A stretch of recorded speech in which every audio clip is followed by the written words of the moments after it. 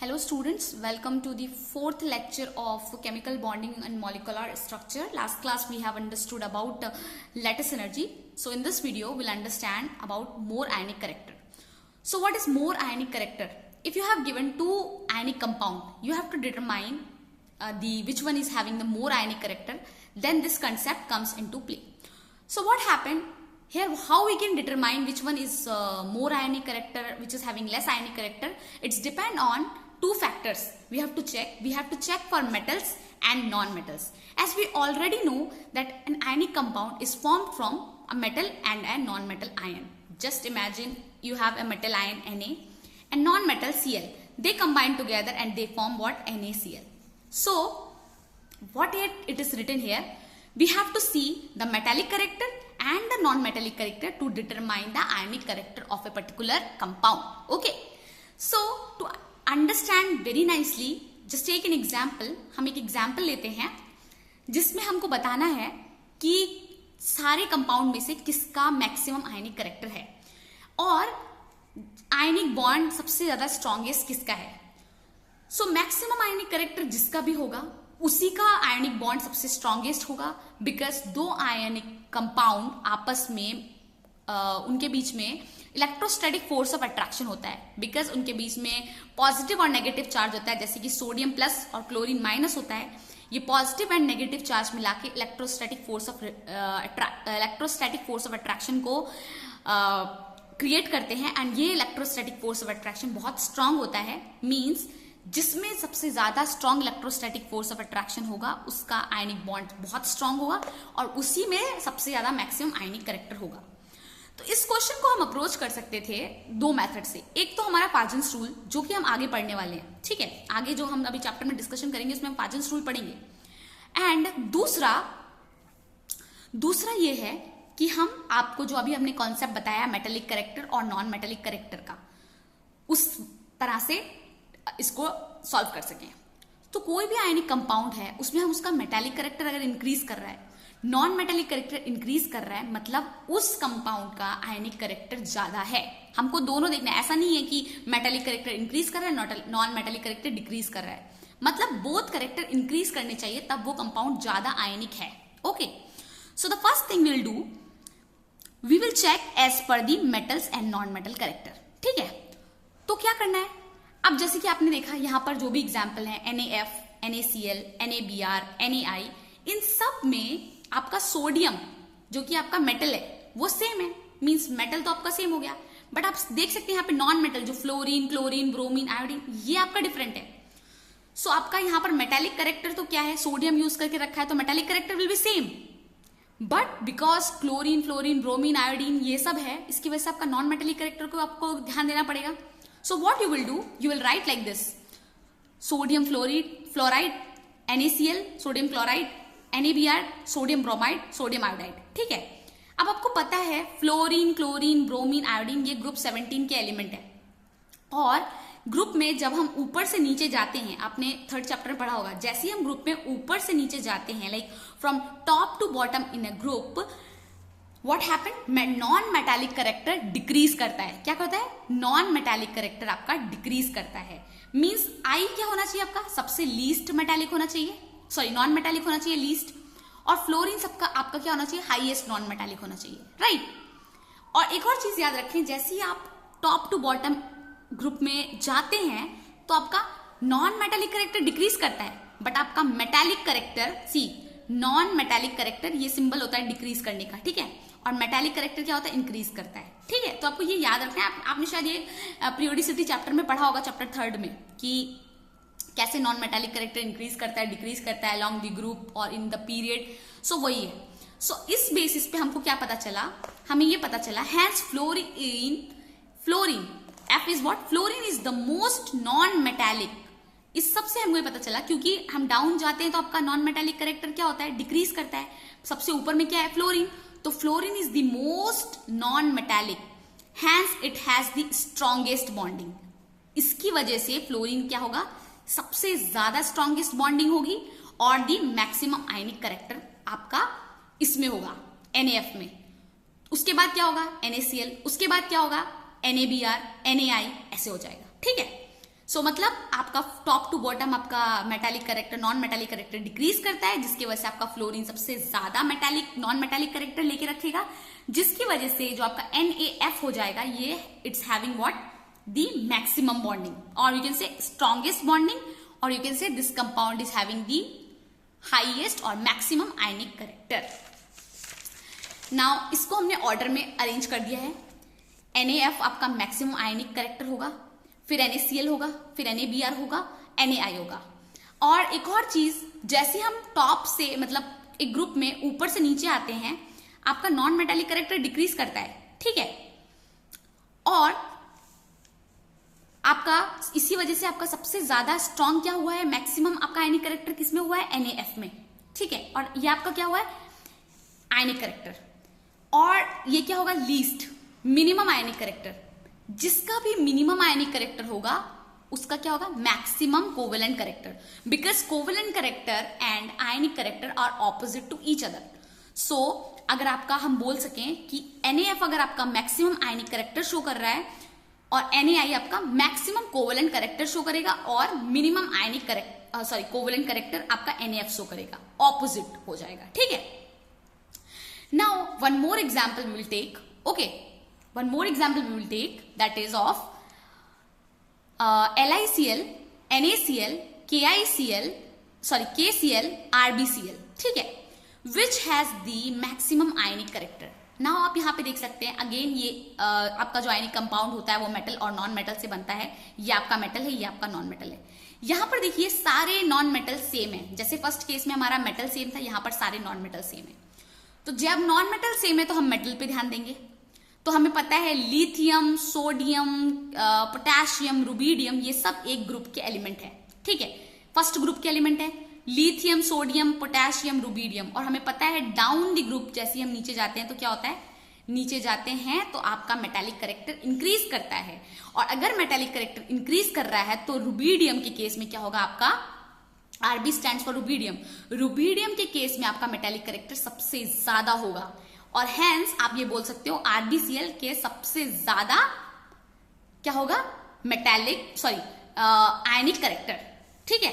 तो यहां पे हमने कंक्लूड किया RbCl is having what maximum ionic character, और LiCl जो कि आपका ग्रुप में Li जो सबसे ऊपर है तो इसका क्या होगा आपका, ये होगा आपका मिनिमम, सॉरी यहां मैक्सिमम लिखा है गलती से, ये मिनिमम होगा आपका minimum covalent character, okay, this one is minimum covalent character and this one is maximum covalent character। why maximum? because down the group आपका कोवेलेंट आपका मेटालिक करेक्टर इंक्रीज करता है, और जितना मेटालिक करेक्टर ज्यादा होगा उतना आपका आयनिक करेक्टर होगा, जितना नॉन मेटालिक करेक्टर ज्यादा होगा उतना आयनिक करेक्टर होगा। तो हमने दो एग्जाम्पल समझ लिए हैं, एक आपके केस में नॉन मेटालिक के केस में समझ लिया है, एक हमने मेटालिक के केस में समझ लिया है। अब हम कुछ प्रॉपर्टीज समझते हैं, ठीक है।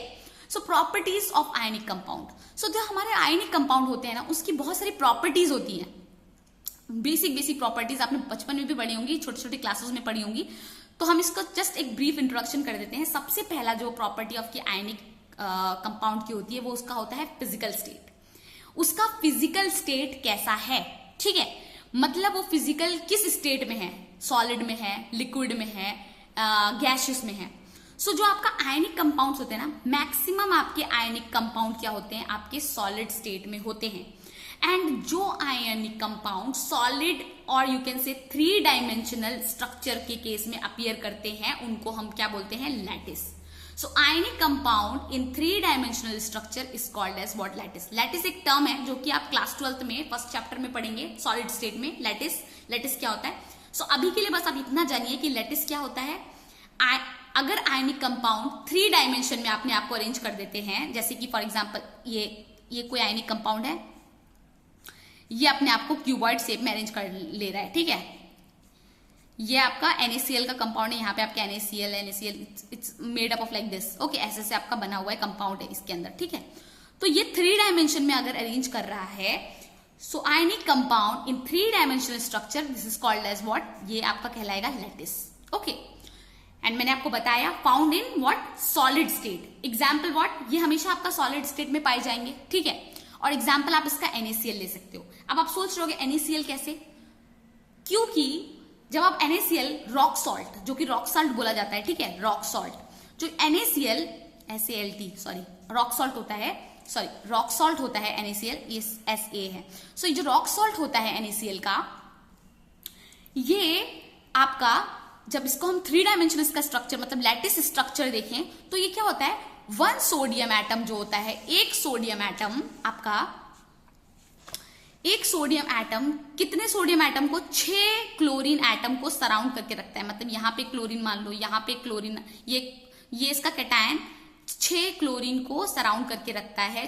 6 मतलब 1 2 3 4 और ये 5 और ये 6, ठीक है, एक लैटिस स्ट्रक्चर में मतलब क्यूबॉइडल 3 डायमेंशनल स्ट्रक्चर में शेयर करके रखता है।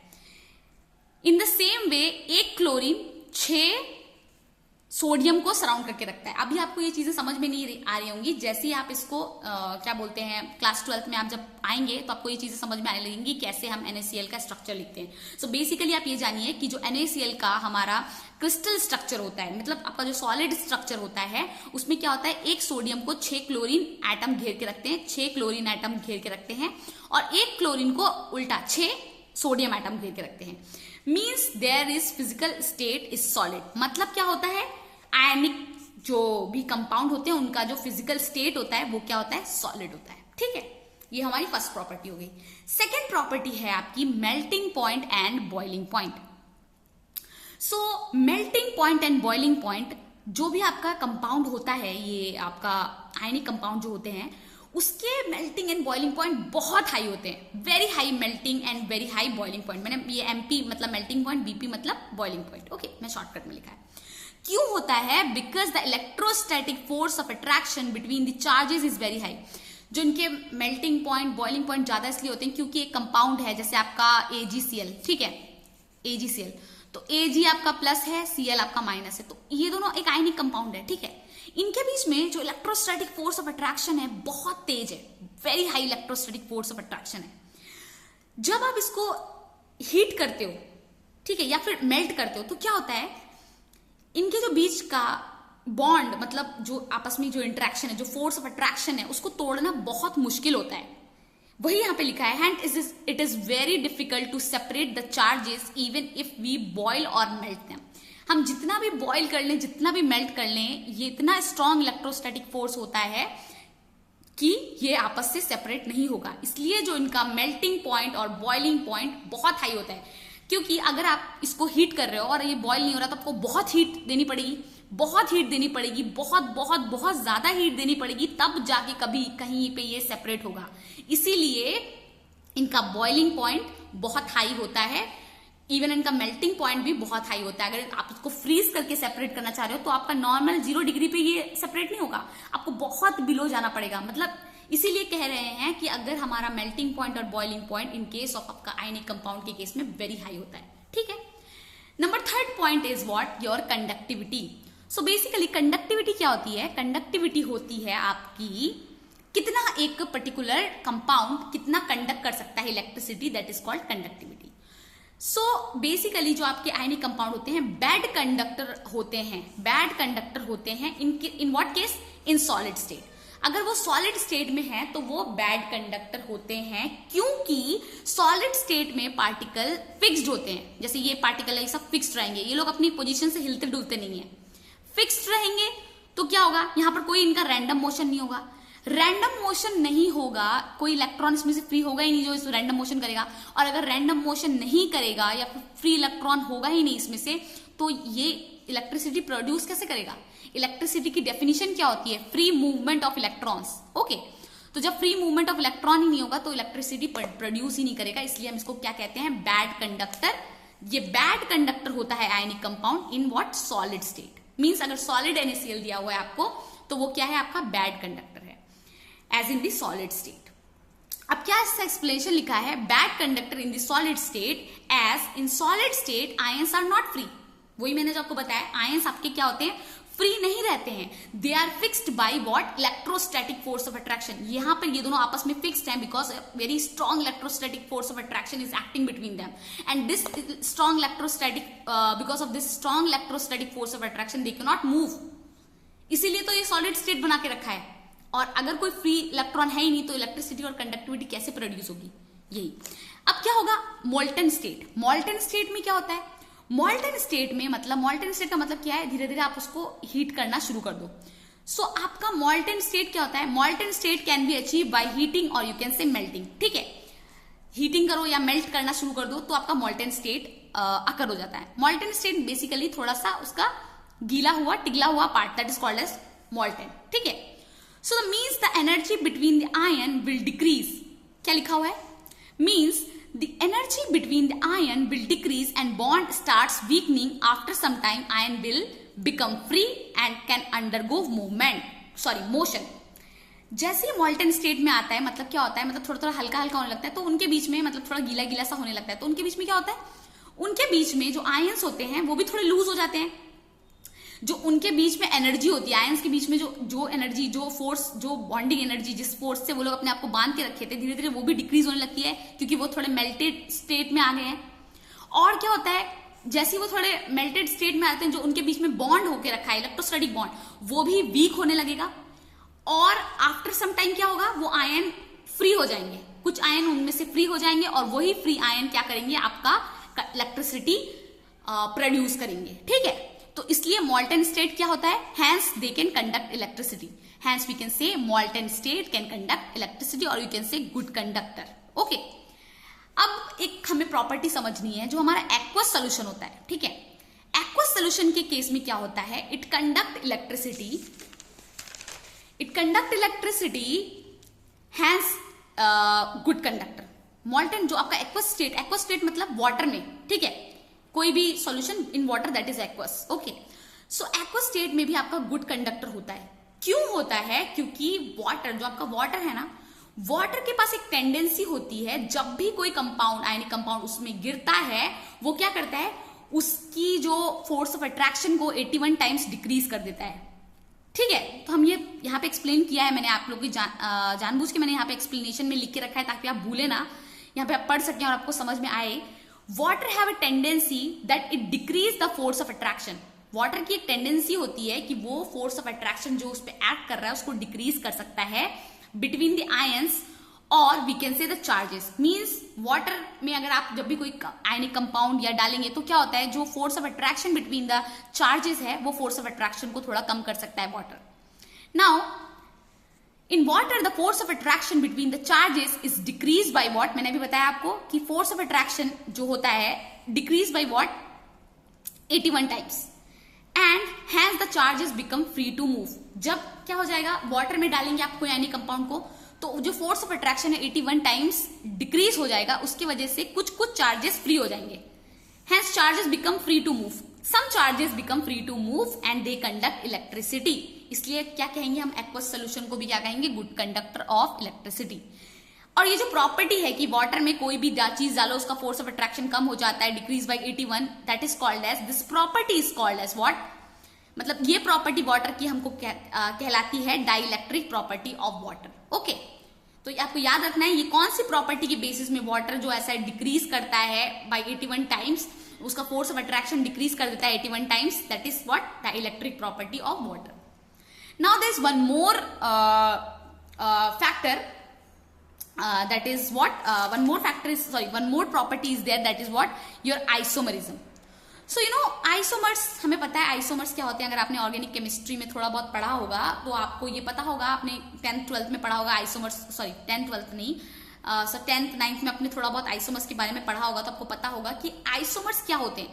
सम molecular formula, what are isomers? They have the same, this is what? Same. Okay, same है ये, same molecular formula but different structural arrangement. मतलब आइसोमर वो होते हैं जिनका मॉलिक्यूलर फॉर्मूला तो सेम होता है, मतलब इनके नंबर ऑफ कंपाउंड, मतलब जितने भी नंबर ऑफ कंपाउंड हैं, जितने नंबर ऑफ कार्बन, हाइड्रोजन, जितने भी हैं number of compound, that is same, but उनका जो स्ट्रक्चर अरेंजमेंट, जो उनका स्ट्रक्चर है वो डिफरेंट होता है। ठीक है, so basically isomerism take place in organic compound. जो हम ऑर्गेनिक केमिस्ट्री, अभी आप आके जाके पढ़ोगे कि ऑर्गेनिक केमिस्ट्री क्या होती है, उसमें कार्बन कंपाउंड से डील करते हैं। तो बेसिकली जो आपका ये आइसोमरिज्म टर्म है ये आपका ऑर्गेनिक केमिस्ट्री में ज्यादातर यूज किया जाता है। ठीक है, मींस किसकी केमिस्ट्री में? कोवेलेंट कंपाउंड्स की केमिस्ट्री में, जहां पर शेयरिंग होती है। ठीक है, but for single ionic compound isomerism is not possible. अगर अब आप सिंगल कंपाउंड को देखो, आयनिक कंपाउंड को देखो, तो उसमें आपका आइसोमरिज्म पॉसिबल नहीं है। But for lattice it is somewhat possible, and this possible is not isomerism, this is called as what, isomorphism. ये सिमिलर मतलब अगर आप एक सिंगल आयनिक कंपाउंड लो, जैसे कि Na ले लो, इस केस में आपका आइसोमरिज्म पॉसिबल नहीं है। बट अगर आप क्या करोगे, अगर आप इसका लैटिस स्ट्रक्चर ले रहे हो, मतलब मान लो आप NaCl ले रहे हो, अगर आप सिंगल NaCl ले रहे हो तो उसमें आपका आइसोमरिज्म पॉसिबल नहीं है। बट अगर आप लैटिस स्ट्रक्चर ले रहे हो NaCl का, तो उसमें आपका थोड़ा बहुत आइसोमरिज्म पॉसिबल है, एंड वो उस आइसोमरिज्म नहीं कहलाता, वो कहलाता है आपका आइसोमॉर्फिज्म, जो कि हम अभी पढ़ेंगे। जैसे फॉर एग्जांपल देखिए, यहां पर ये लिखा हुआ है NaCl एंड Al2O3। ये इस कंपाउंड में आइसोमरिज्म पॉसिबल इसलिए नहीं है क्योंकि इनका कोई शेप नहीं है, has no such shape, that's why इसमें आइसोमरिज्म पॉसिबल नहीं है। Hence ionic compound don't show isomerism, they don't show isomerism, they show what, isomorphism. Means जो आयनिक कंपाउंड का लैटिस फॉर्म भी होता है, वो भी जो हम बोले अभी थोड़ी देर पहले कि वो आइसोमरिज्म शो करता है, that is not isomerism, that is actually called as what, isomorphism. Now what is this isomorphism? This is similar lattice structure or similar 3D structure. इनका जो लैटिस स्ट्रक्चर होता है, मतलब वो जो 3 डायमेंशनल स्ट्रक्चर होता है कंपाउंड का, वो सिमिलर होता है, सेम नहीं, सिमिलर मतलब उसके जैसा दिखता है, सेम नहीं होता है, ठीक है, एकदम डिट्टो सेम नहीं होता है, दिखता है, और सिमिलर 3 डायमेंशनल स्ट्रक्चर, ठीक है। अब उनका जो 3 डायमेंशनल स्ट्रक्चर है वो सिमिलर दिखना चाहिए, सेम नहीं, सिमिलर। या तो उनका स्ट्रक्चर, लैटिस स्ट्रक्चर सिमिलर हो, या फिर उनका 3 डायमेंशनल स्ट्रक्चर सिमिलर हो, both are same. Lattice structure is what, 3 dimensional structure. Now इसके लिए 2 कंडीशंस हैं। कंडीशन ऑफ आइसोमॉर्फिज्म के लिए 2 कंडीशंस हैं हमारी, that is what, the first condition is what, they should have similar formula. What, they should have similar formula, okay. Number 2 is similar formula is not same, it's similar formula, they should have similar formula. Remember, I'm not saying same, same means what, exactly same, ditto same, means if you are saying CH3Br means we have written CH3Br, that is same, okay, this is what similar, difference याद रखो, ठीक है। Condition 2 होती है isomorphism की, सबसे पहली होती है सिमिलर फॉर्मूला होना चाहिए, दूसरा कंडीशन होता है साइज ऑफ जो कैटायन होते हैं एंड एनायन होते हैं हैज नियरली सेम, मतलब जो साइज ऑफ कैटायन, एक आयनिक कंपाउंड जैसे NaCl है, तो Na और Cl इन दोनों के जो कंपाउंड में क्या होना चाहिए, मतलब जैसे आपने NaCl ले लिया और कुछ और एग्जाम्पल ले लिया, NaCl लिया, AgCl ले लिया, ठीक है, तो इन दोनों में क्या होता है, इनके जो size of cation and anion has to be nearly same, मतलब इनका कैटायन का साइज इन दोनों का या फिर इनके एनायन का साइज नियरली क्या होना चाहिए, सेम होना चाहिए। ये 2 चीजें अगर सेम हो रही हैं तो हम उस कंपाउंड को आइसोमॉर्फ्स बोल सकते हैं। तो हम इसका एग्जांपल देख लेते हैं। देन ओनली क्या हो सकता है, their 3D structure will nearly be same. जब ये 2 कंडीशंस फॉलो होंगी तभी हम कह सकते हैं इनका 3 डायमेंशनल स्ट्रक्चर नियरली सेम है और ये आइसोमॉर्फ्स हैं और ये आइसोमॉर्फिज्म शो करते हैं। Example NaCl and MgCl. In this NaCl and MgCl, you can see Cl, both the anions are same. Cl क्योंकि माइनस फॉर्म में होगा, ये भी माइनस फॉर्म में होगा, इसमें आपका ये Cl तो सेम है। एंड Na और मैग्नीशियम, Na और मैग्नीशियम क्या होता है, आपका एक ही पीरियड में आता है, मतलब सोडियम फिर मैग्नीशियम फिर एल्यूमिनियम होता है, तो मीन्स व्हाट, एक पीरियड में होता है। तो जब एक पीरियड में चीजें होती हैं तो उनके एटॉमिक साइज में इतना डिफरेंस नहीं होता है, साइज उनका ऑलमोस्ट सेम होता है। सोडियम और मैग्नीशियम के साइज में इतना डिफरेंस नहीं है, दे आर ऑलमोस्ट सेम। सो जब ये ऑलमोस्ट सेम मीन्स क्या, इनका फॉर्मूला भी समवॉट सेम है, देखो NaCl MgCl, थोड़ा सिमिलर है, Cl आ रहा है लास्ट में, एंड इनकी जो size of cation and anion भी ऑलमोस्ट नियरली सेम है, तो ये क्या करेंगे, ये शो करेंगे isomorphism. Now will take example of see NaF and MgO, आपका सोडियम एंड मैग्नीशियम आपका पीरियड में सेम आता है, सोडियम आता है फिर आपका मैग्नीशियम आता है, मतलब एक पीरियड में आता है, इनके साइज में ज्यादा डिफरेंस हुआ नहीं। फ्लोरीन, ऑक्सीजन, फ्लोरीन आपका एक ही पीरियड में आता है, क्या आपका ऐसे आता है ना, ऑक्सीजन फ्लोरीन, ठीक है, उसके बाद आपका आता है नियन, ठीक है, तो ऑक्सीजन फ्लोरीन ऑल्सो एक ही पीरियड में आते हैं, इनके भी साइज में ज्यादा डिफरेंस नहीं है, मतलब NaF MgO ये दोनों के साइज में ज्यादा डिफरेंस नहीं है, हेंस व्हाट, इसका सिमिलर फॉर्मूला भी लग रहा है, देखो NaF MgO एक ही एक है आपका, ठीक है ना, तो हम क्या बोल सकते हैं, दे show what, they show isomorphism, ठीक है। अब ऐसे भी एग्जाम्पल्स हम देख लेते हैं जिसमें आइसोमॉर्फिज्म पॉसिबल नहीं है, जो कि है आपका एग्जाम्पल NaCl और KCl। आपका NaCl और KCl दो आपका एनायनिक जो है आपका ये है आयन है, एनायन जो है आपका सेम है ClCl, बट ये यहाँ पर आपका सोडियम है, यहाँ पर आपका पोटेशियम है। And sodium and potassium, sodium क्या आपका 3rd पीरियड का एलिमेंट है और पोटेशियम आपका 4th पीरियड का एलिमेंट है। जब भी हम दूसरे ग्रुप में जाते हैं तो क्या होता है, there is a big difference in the size. अगर आप ग्रुप 3rd में हैं, मतलब आप डाउन जा रहे हैं, ये आपका 3rd पीरियड का एलिमेंट है, आपका पीरियड चेंज हो गया, 4th पीरियड हो गया, ठीक है, डिफरेंट पीरियड आ गया, ऐसे जा रहा है ना ऐसे। तो इसमें क्या होता है, साइज बहुत डिफर कर जाता है, इन दोनों की साइज में बहुत ज्यादा डिफरेंस हो जाएगा। They are not nearly equal, means maybe they have the similar formula, but the size of cation and anion they are not nearly be same। Nearly भी सेम नहीं है, बहुत डिफरेंस आ जाता है। सच कंपाउंड को हम क्या बोलते हैं, नॉट आइसोमॉर्फ। ये आइसोमॉर्फ नहीं कहलाते हैं, they are not called isomorph. Okay, now the 5th part that is the types of reaction. अब आयनिक कंपाउंड आपका किस टाइप का रिएक्शन शो करेंगे, आपका क्लास 12th में एक चैप्टर है chemical kinetics, you will get into detail कि क्या होता है उसमें। सो बेसिकली आयनिक कंपाउंड क्या होते हैं, आपका बहुत फास्ट रिएक्शन करते हैं। क्यों बहुत फास्ट रिएक्शन करते हैं, क्योंकि ये जो आयनिक कंपाउंड, जैसे फॉर एग्जांपल आपका NaCl, AgNO3, AgCl, NaNO3, तो क्या होता है, दो ये कंपाउंड आपस में अटैच्ड है इलेक्ट्रोस्टैटिक फोर्स ऑफ अट्रैक्शन की वजह से, बट ये आपस में एक एनायनिक फॉर्म में ही बंधे होते हैं। ये Na+ और Cl- ही रहता है, बट इनके बीच में क्या होता है, एक इलेक्ट्रोस्टैटिक फोर्स ऑफ अट्रैक्शन है। यहां पर भी एक इलेक्ट्रोस्टैटिक फोर्स ऑफ अट्रैक्शन है, पर ये आयनिक फॉर्म में ही है, यहाँ पे कोई कोवेलेंट बॉन्डिंग नहीं होती, आयनिक फॉर्म में ही है। ये आपस में क्या करेंगे, इसका जो पॉजिटिव है इसके नेगेटिव के साथ कंबाइन करके यहाँ प्रोडक्ट बना लेगा, इसका जो पॉजिटिव है इसके नेगेटिव के साथ कंबाइन करके ये प्रोडक्ट बना लेगा, और आपका ये व्हाइट पीपीटी मतलब प्रेसिपिटेट बन जाएगा। ये आपका डिपोजिशन में व्हाइट प्रेसिपिटेट। और ये जो रिएक्शन होता है ना, ये micro second, fraction of second, मतलब 10⁻⁻⁶, मतलब माइक्रो सेकेंड में हो जाता है ये रिएक्शन।